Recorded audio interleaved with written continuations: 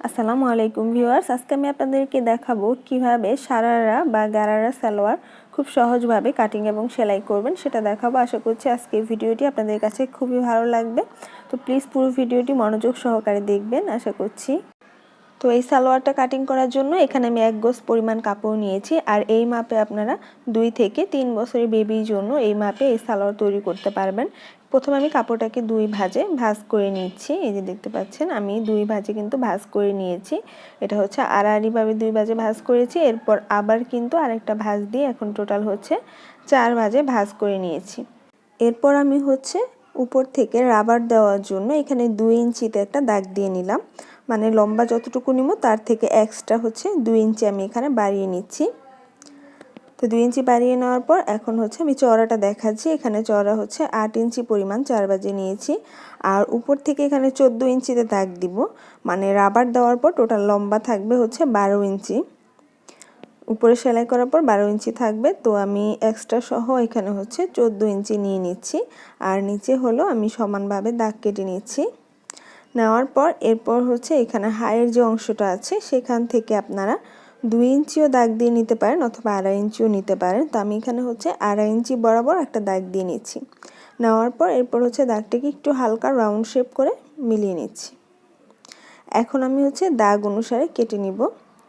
তো আপনারা যারা একেবারেই নতুন আমার চ্যানেলে এখনও সাবস্ক্রাইব করেননি, প্লিজ সাবস্ক্রাইব করে রাখবেন, আর পাশে থাকা ছোট্ট বেল আইকনটি ক্লিক করে রাখবেন। আর যারা অলরেডি সাবস্ক্রাইব করেছেন তাদেরকে অনেক অনেক ধন্যবাদ। তো এখন হচ্ছে আমি উপরের অংশটা কাটিং হওয়ার পর এরপর হচ্ছে আমি নিচের অংশটা কাটিং করব। তো এই জন্য আমি কাপড়টাকে এভাবে হচ্ছে প্রথমে 2 ভাঁজে ভাঁজ করে নিয়েছি। আমার কিন্তু এখানে পুরো কাপড়টাই লাগবে, মানে পুরো 1 গজ পরিমাণ কাপড়ই এখানে লাগছে। তো এরপর কাপড়টাকে আবার 2 ভাঁজ করে 4 ভাঁজ করে নিয়েছি, আর এখানে হচ্ছে লম্বা হলো 9 ইঞ্চি আর 1/2 ইঞ্চি বেশি নিয়েছি সেলাইয়ের জন্য। তো এখানে কিন্তু লম্বা হচ্ছে টোটাল 21 ইঞ্চি থাকবে। এরপর হচ্ছে এই কাপড়টা চওড়া কতটুকু নিয়েছি কুচির জন্য সেটা দেখাচ্ছি। চওড়া হচ্ছে প্রায় 32 ইঞ্চি নিয়ে নিয়েছি।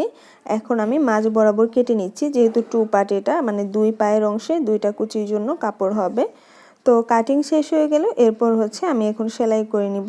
তো সেলাই করার জন্য এখানে আমি কাপড়টা নিয়ে নিয়েছি। প্রথমে হচ্ছে এখানে উপরের পাটের যে কাপড়টা সেটা আমি 2 সাইডে হাইয়ের অংশটা সেলাই করে নিব। এই জন্য আমি কাপড়টাকে এই যে 2টা পার্ট আমি সমানভাবে ভাঁজ করে নিয়েছি। এরপর আমি এটা হচ্ছে উপর থেকে প্রথমে সেলাই করে নিচ্ছি, পরে হচ্ছে আমি হাইয়ের অংশটা কুচি দেওয়ার পরে সেলাই করে নিব। তো প্রথমে এখানে হচ্ছে আমি সেলাই দিয়ে নিচ্ছি। এখানে কিন্তু আপনারা ডাবল সেলাই দিবেন, আমি একটা করে সেলাই দিয়ে আপনাদের দেখাচ্ছি। তো একইভাবে 2 সাইডে আমি সেলাই করে নিয়েছি। এই যে দেখতে পাচ্ছেন 2 সাইডে হচ্ছে সেলাই করে নিয়েছি। এখন আমি রাবার লাগাবো। তো রাবার লাগানোর জন্য এখানে আমি রাবার নিয়েছি। রাবার হচ্ছে কোমরের যে মাপটা তার থেকে আপনারা অর্ধেক নেবেন। অর্ধেক নেওয়ার পর আরও 1-2 ইঞ্চি বাড়িয়ে নেবেন, যেহেতু বেবিদের জন্য। তো বেবিদের জন্য রাবারটা একটু লুজ রাখলে ওরা পরতে আরামদায়ক হবে ওদের জন্য, সেই জন্য আমি একটু লুজ নিয়ে নিয়েছি। নেওয়ার পর আমি ভালোভাবে এটা সেলাই করে নিয়েছি। এরপর হচ্ছে এখান থেকে আমি সামান্য পরিমাণ কাপড় প্রথমে ভাঁজ করে সেলাই করে নিব। তো রাবার কিভাবে সালোয়ারে বা বেবিদের প্যান্টে লাগাতে হয় সেরকম ভিডিও আমার চ্যানেলে আছে, আপনারা চাইলে দেখে আসতে পারেন। আমি ডেসক্রিপশন বক্সে লিঙ্কটা দিয়ে দিব, অথবা উপরে থাকা আই বাটনে ক্লিক করে আপনারা দেখে নিতে পারেন। তো এভাবে করে হচ্ছে আমি সেলাই করে নিচ্ছি ঘুরিয়ে ঘুরিয়ে।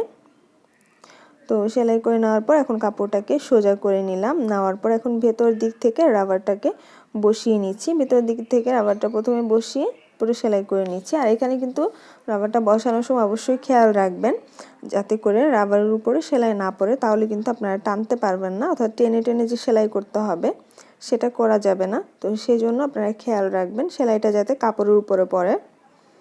তো এরপর হচ্ছে আমি একই নিয়মে ঠিক এভাবে ঘুরিয়ে ঘুরিয়ে একই পরিমাণ কাপড় নিয়ে সেলাই করে নিচ্ছি। তো সেলাই করা হওয়ার পর এরপর হচ্ছে আমি কাপড়টাকে ঠিক এভাবে করে হাত দিয়ে সমান করে নিব, কুচিগুলা যাতে সমান হয়, কোথাও কম বা বেশি না থাকে। তারপর হচ্ছে আমি মাঝ বরাবর একটা সেলাই করে দিচ্ছি সোজা করে টেনে টেনে। আর এভাবে টেনে টেনে সেলাই করতে হবে যাতে করে মানে কুচির উপরে সেলাইটা না পড়ে, তাহলে কিন্তু রাবার লাগানোটা সঠিক হবে না। তো আপনারা ভিডিওটা দেখলে বুঝতে পারবেন। তারপর আমি এখানে আপনাদের ডিটেলসে বলে দিলাম আপনাদের সুবিধার জন্য। তো এরপর হচ্ছে আমি নিচের কুচির কাপড়টা নিয়ে নিয়েছি। তো একটা পার্ট আমি আপনাদের দেখাচ্ছি সেলাই করে। তো এখানে হচ্ছে দুইটা পার্ট, যেহেতু আমি প্রথমে একটা পার্ট নিচ্ছি। একটা পার্টে যে কোনো একটা সাইড আপনারা কিছু অংশ সেলাই করে নেবেন। তো আমি এখানে প্রথমে একটা ভাঁজ দিয়ে তারপর আরেকটা ভাঁজ দিয়ে সেলাই করে নিচ্ছি। তো এই সেলাইটা হচ্ছে বেশি মোটা করার প্রয়োজন নেই, চিকন করে যদি সেলাই করেন তাহলে কিন্তু দেখতে সুন্দর লাগবে। তো এখন হচ্ছে এভাবে আমি সোজা করে পুরোটা সেলাই করে দিচ্ছি। আপনাদের যদি কোনো রিকোয়েস্টের ভিডিও থাকে সেটা আমাকে কমেন্ট বক্সে কমেন্ট করে জানাতে পারেন, অথবা ভিডিও সম্পর্কে কোনো কিছু জানার থাকলেও আপনি আমাকে কমেন্ট বক্সে আপনার মতামত জানাতে পারেন। তো এরপর হচ্ছে একইভাবে আমি দুইটা পার্টের কিন্তু সাইড থেকে সেলাই করে নিয়েছি। নেওয়ার পর এখন হচ্ছে উপরে যে পার্টটা আছে, মানে প্যান্টের যে পার্টটা আছে উপরে, সেটা আমি সোজা করে নিয়েছি। এই যে একটা পায়ের অংশ আমি নিয়ে নিয়েছি। নেওয়ার পর এখন কাপড়টাকে এভাবে বসিয়ে নিয়েছি। তো আমি কিন্তু কাপড়ের উল্টো দিকে কুচি দিয়ে নিচ্ছি, এই যে দেখতে পাচ্ছেন। তো এইভাবে ছোট ছোট করে কুচি দিতে হবে। তো আমি এভাবে সুন্দরভাবে ছোট ছোট করে সম্পূর্ণ ঘন করে কুচি দিতে হবে। যত ঘন করে কুচি দিবেন দেখতে কিন্তু তত সুন্দর লাগবে, আর সেই জন্য কাপড়ের পরিমাণও বাড়িয়ে নিতে হবে। তো এখানে হচ্ছে এই যে আমি একইভাবে কিন্তু দুইটা পায়ের অংশ কুচি দিয়ে নিব। একই নিয়মে দুইটা পায়ের অংশ আমি এখন কুচি দিয়ে নিলাম। নেওয়ার পর এরপর হচ্ছে এখানে আমি একটা লেস বসাবো।